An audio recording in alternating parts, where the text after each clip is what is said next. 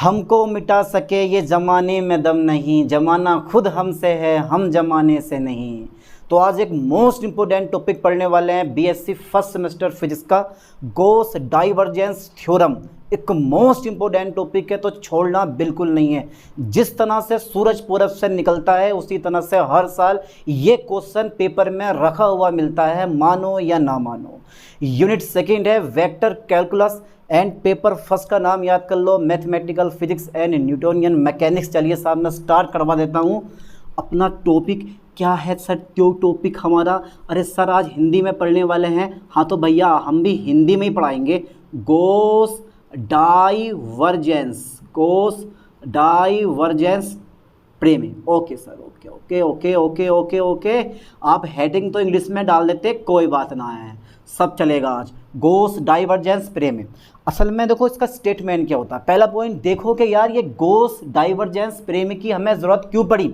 तो आपने पहले पढ़ रखा है आयतन समाकलन और पृष्ठीय समाकलन। अगर हमें आयतन समाकलन को पृष्ठीय समाकलन में चेंज करना है या फिर पृष्ठीय समाकलन को आयतन समाकलन में चेंज करना है तो आप गॉस डाइवर्जेंस प्रमेय का यूज़ कर सकते हो। मतलब कि यार ये जो थ्योरम है वो आपको बताती है कि कि आयतन समाकलन को पृष्ठीय समाकलन में और पृष्ठीय समाकलन को आयतन समाकलन में कैसे चेंज करोगे। यानी कि कहने का मतलब यह है कि एक छोटा सा पॉइंट मैं लिखवा दूं, यानी कि यह प्रमेय आपसे कहना क्या चाहती है। यह प्रमेय, ठीक है, आयतन समाकलन। पहला पॉइंट है बेटे, यह प्रमेय आयतन समाकलन। ठीक है, ओके सर, ओके ओके मान गए सर आपको। यह प्रमेय आयतन समाकलन तथा तथा तथा तथा पृष्ठीय समाकलन। ठीक है सर, पृष्ठीय समाकलन। ठीक है ठीक है, पृष्ठीय समाकलन के बीच संबंध स्थापित करती है। ओके समझ गए होगे, संबंध स्थापित करती है। लो साहब एक नंबर हो गया, स्थापित करती है। एक लाइन और एक नंबर पक्का, क्योंकि मैन जड़ लिख दी आपने, अब बस फुलची तक पहुंचना है और फुलची तक मैं पहुंचाऊंगा, आपको घबराना नहीं है बिल्कुल भी। तो यह प्रमेय आयतन समाकलन तथा पृष्ठीय समाकलन के बीच संबंध स्थापित करती है। Okay okay okay. अच्छा इसका स्टेटमेंट क्या यार, कथन क्या है? गॉस की प्रमेय तो बहुत पढ़ी है हमने 12th क्लास में, उसकी तो सर एक प्रमेय होती है। क्या इसका भी थ्योरी हमें याद करनी पड़ेगी? अरे यार याद क्यों नहीं करनी पड़ेगी। चलिए इसका स्टेटमेंट देखते हैं। स्टेटमेंट मतलब कथन चेक कर लेते हैं कि क्या कथन है, आखिर ये थ्योरम आपसे क्या कहना चाहती है। चलिए सबसे पहले मैं एक फॉर्मूला लिख दूं और उस फॉर्मूले से हम बनाएंगे कथन पूरा। ठीक है, बाहर से रटने की ज़रूरत नहीं है। चलिए, और यही आपके नोट्स होंगे। ठीक है, ओके ओके ओके। तो बेटा ये हो गया आयतन समाकलन। ठीक है, ध्यान देना। और यह है डाइवर्जेंट ए वेक्टर और इनटू डीवी। ठीक है, बराबर। ठीक है, ये आ गया मेरे पास पृष्ठीय समाकलन, ये है आयतन समाकलन और ये है हमारा पृष्ठीय समाकलन। ओके ओके, ये क्या है बेटे? A vector dot D S vector. घबराने की ज़रूरत नहीं है, आपको A to Z पॉइंट में क्लियर करवा के जाऊंगा। जब थंबनेल पे मैंने लिखा कंसेप्ट क्लियर करें तो कंसेप्ट क्लियर ही करवाऊंगा, बिल्कुल टेंशन मत लो। ठीक है, ये हमारी कुछ इस तरह की थ्योरम बन जाती है। अब थ्योरी क्या आप खुद से लिख सकते हो, इसका स्टेटमेंट खुद से लिख सकते हो। अबे लिख लोगे, क्या लिखोगे ज़रा थोड़ा ध्यान देना। यानी कि इसको बोलते हैं हम वेक्टर क्षेत्र। याद करो ठीक से, ए वेक्टर को हम क्या बोलते हैं? वेक्टर क्षेत्र। यानी कि वेक्टर क्षेत्र का डाइवर्जेंस, यानी कि वेक्टर क्षेत्र के डाइवर्जेंस का आयतन समाकलन। यार कितना इजी है। वेक्टर क्षेत्र के डाइवर्जेंस का, यानी कि डाइवर्जेंट बोल दो कोई दिक्कत नहीं है, वेक्टर क्षेत्र के डाइवर्जेंट का आयतन समाकलन उस वेक्टर क्षेत्र के पृष्ठीय समाकलन के बराबर होता है। क्या यार ये स्टेटमेंट आप खुद से नहीं लिख पाओगे? दिमाग ऐसा होना चाहिए, एक बार जो चीज़ सुन ली ना वो दिमाग के अंदर कैच हो जाए, फिर निकलने का नाम ना ले, ऐसा आपका माइंड होना चाहिए। यार एक बार और बता रहा हूँ इसका कथन, वेक्टर क्षेत्र यानी कि किसी वेक्टर क्षेत्र के डाइवर्जेंट का आयतन समाकलन, ठीक है, उस वेक्टर क्षेत्र के ठीक है पृष्ठीय समाकलन के बराबर होता है। यानी कि इस प्रमेय के अनुसार ठीक है सर, इस प्रमेय के अनुसार, okay sir, okay okay okay okay okay, किसी वेक्टर क्षेत्र, ओके, किसी वेक्टर क्षेत्र, इसका नाम दे दो, किसी वेक्टर क्षेत्र, इसका नाम दे दो ए वेक्टर, ठीक है, के डाइवर्जेंट, ठीक है, के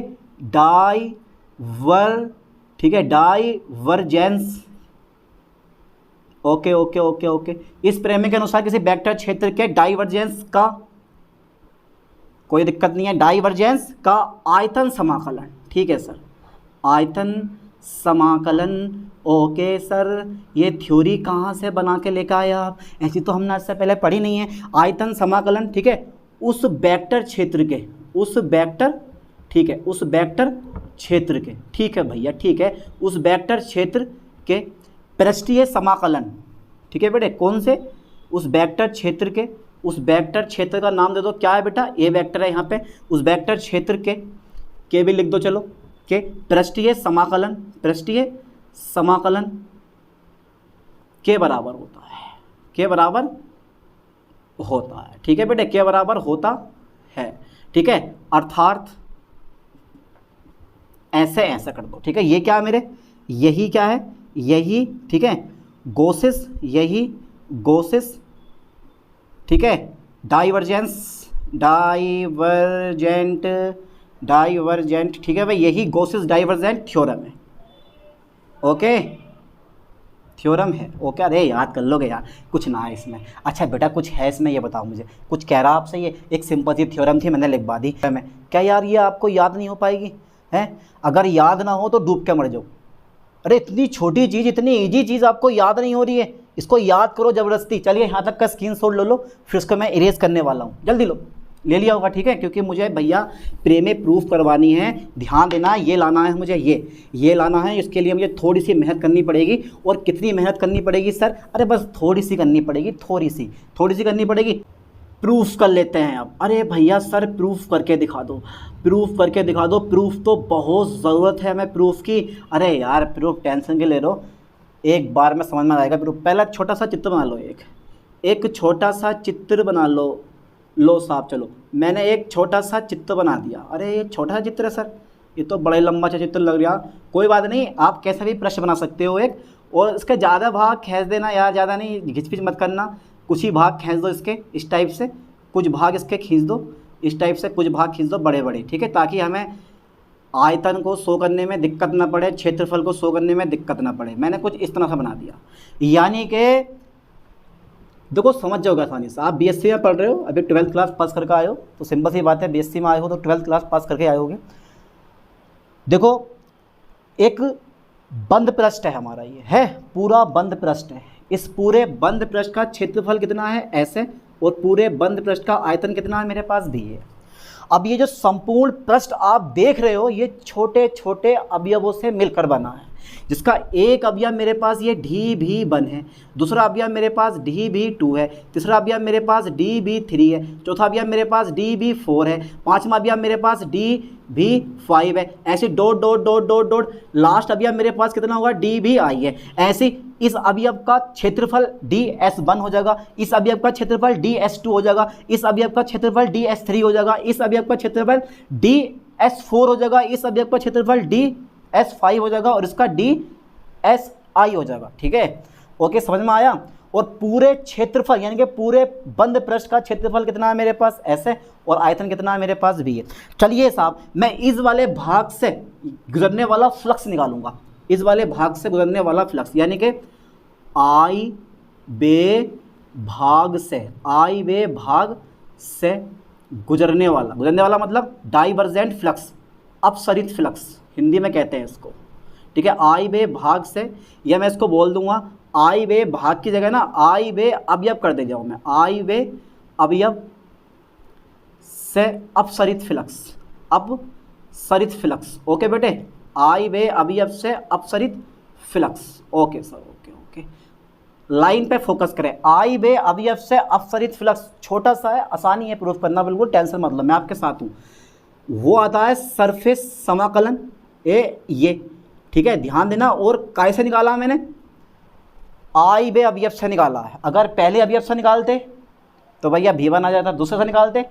तो अगर हम पहले अवयव से निकालते तो S1 आ जाता, दूसरे से निकालते तो S2 आ जाता, तीसरे से निकालते तो S3 आ जाता। लेकिन मैंने कैसे निकाला, I से निकाला। ठीक है, तो ठीक है, यानी कि पृष्ठीय समाकलन मेरे पास क्या आ जाएगा, A वेक्टर, ठीक है, डॉट DSI वेक्टर। ठीक है बेटा, ये आ गया मेरे पास I वे अवयव से अपसरित फ्लक्स। ठीक है, ओके सर, हो गया इतना। अब बात यहाँ आती है कि अगर मुझे डाइवर्जेंट निकालना हो, डाइवर्जेंट ए वेक्टर निकालना हो, तो मैं डाइवर्जेंट ए वेक्टर कैसे निकालूंगा, आई वे अवयव का। ठीक है, इस आई वे अवयव का डाइवर्जेंट ए वेक्टर कैसे फाइंड करूंगा, तो फाइंड करने का एक छोटा सा तरीका है मेरे दोस्तों, घबराना बिल्कुल नहीं है, घबराना बिल्कुल नहीं है। तो एक छोटा सा तरीका मेरे पास आ जाता है, वो होता है आई वे अवयव, आई वे अवयव से अपसरित फ्लक्स। ये फॉर्मूला याद कर लो, डाइवर्जेंट फ्लक्स, अपसरित फ्लक्स। ओके ओके, अपसरित फ्लक्स। ठीक है सर, हो गया। आई वे अवयव से अपसरित फ्लक्स अपॉन आई वे भाग का आयतन, इस आई वे भाग का आयतन। ठीक है, आई वे भाग का आयतन, आई वे भाग का आयतन। चलिए सर, इसको बोलते हैं हम एकांक आयतन से, एकांक आयतन से अपसरित फ्लक्स। अपसरित मतलब डाइवर्जेंट फ्लक्स। तो ये डाइवर्जेंट ए वेक्टर होता है, तो डाइवर्जेंट ए वेक्टर आई वे अवयव से अपसरित फ्लक्स, यानी कि divergent A vector I way flux से अपसरित फ्लक्स और आई वे भाग का आयतन। चलिए, अच्छा ठीक है, मैं आगे लिखता हूँ, डाइवर्जेंट ए वेक्टर, ठीक है सर, आई इक्वल टू आई वे भाग से अपसरित फ्लक्स कितना है, ये फॉर्मूला होता है बेटा, याद करा जाता है फॉर्मूला, ये रियलिटी में होता ही है, A vector dot DSI vector, और अपोन में ये हो गया मेरे पास DVI वेक्टर, यानी कि DVI हो गया मेरा। ठीक है, अब ये भाग वाला कहाँ पहुँच जाएगा, गुणा में आ जाएगा। अच्छा अच्छा, चलो गुणा में आ जाएगा तो गुणा में कर दो, डाइवर्जेंट ए वेक्टर। ठीक है बेटा, ये क्या है मेरे पास, ये हो जाएगा I और इंटू DVI, और ये बचा मेरे पास पृष्ठीय समाकलन। ठीक है, SI ए वेक्टर, ठीक है, डॉट DSI वेक्टर। तो यहाँ तक हो गया क्लियर। ठीक है साहब, अब क्या करना है, इसको बना लो समीकरण नंबर 1, समीकरण नंबर 1। अब ठीक है, ये समीकरण 1 बन गई, घबराना नहीं है, बस हो चुका, थोड़ा सा रह गया, बस इतना सा रह गया 2 मिनट का। चलिए देखते हैं।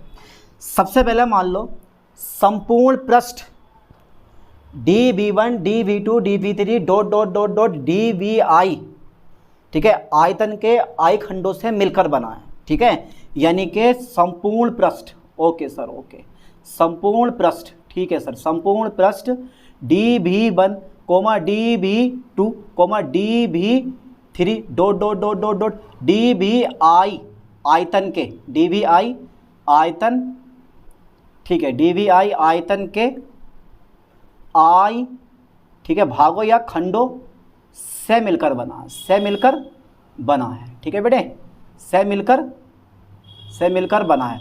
ठीक है भैया, अभी तक कहानी जो चल रही थी ना, जो कहानी चल रही थी वो इस वाले लघु अवयव की चल रही थी कहानी, यानी कि आई वे भाग की कहानी चल रही थी। अब मैंने क्या लिया है, संपूर्ण पृष्ठ लिया है। अब संपूर्ण पृष्ठ के लिए तुम्हें पता है, जब किसी चीज़ का योग करते हो तो या तो समाकलन आता है या फिर क्या आता है, सिग्मा आता है। अच्छा, इस चीज़ को जानते नहीं हो आप, अगर छोटे छोटे अवयवों को जोड़ना है तो आप समाकलन का यूज़ कर सकते हो। समाकलन का मतलब यही होता है सम्मेशन, समाकलन मतलब इंटीग्रेशन या सम्मेशन, यानी कि छोटी छोटी चीज़ों को बड़ा करना। ठीक है, चलिए आगे देखते हैं। तो आगे देखने का मतलब यह है कि संपूर्ण plus dV1 dV2 dV3 dot dot dot DVI आयतन के I खंडों से मिलकर बना है। ओके, अब देखो संपूर्ण पृष्ठ के लिए, संपूर्ण पृष्ठ के लिए मेरे दोस्तों, संपूर्ण पृष्ठ के लिए, ठीक है सर, संपूर्ण पृष्ठ के लिए, ओके ओके, संपूर्ण पृष्ठ के लिए, संपूर्ण पृष्ठ के लिए समीकरण 1 का right hand, left hand side, ठीक है, लेफ्ट हैंड साइड, ये वाला स्टेप ले लो, LHS पद। ठीक है बेटे, यानी कि राइट हैंड साइड स्टेप आ गया हमारा। चलिए, तो इसको मैं लिख सकता हूँ समाकलन में, क्योंकि भैया इतने खंडों को, क्योंकि ये तो एक छोटे सा अवयव, ये जो कहानी है वो एक लघु अवयव की, अगर पूरे पृष्ठ के लिए करूँगा तो मैं सिग्मा या समाकलन लाऊंगा। तो मेरे पास क्या आ गया, सिग्मा आ गया मेरे दोस्तों, क्या आ गया बेटे, सिग्मा आ गया। आई इक्वल टू मेरे पास क्या आ गया, सिग्मा आ गया।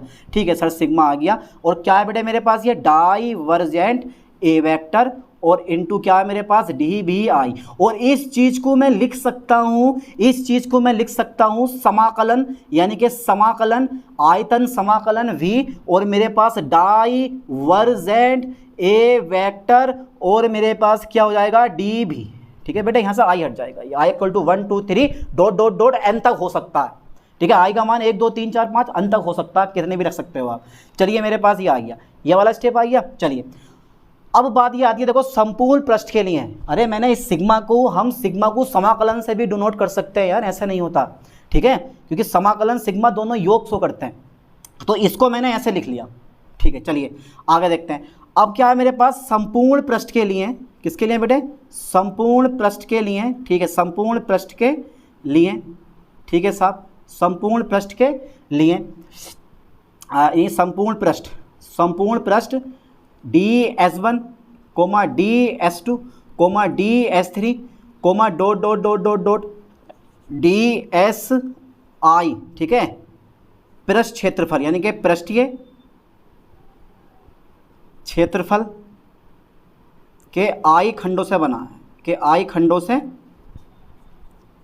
खंडों से बना है, या I खंडों से मिलकर बना है। ठीक है बेटे, मिलकर बना है।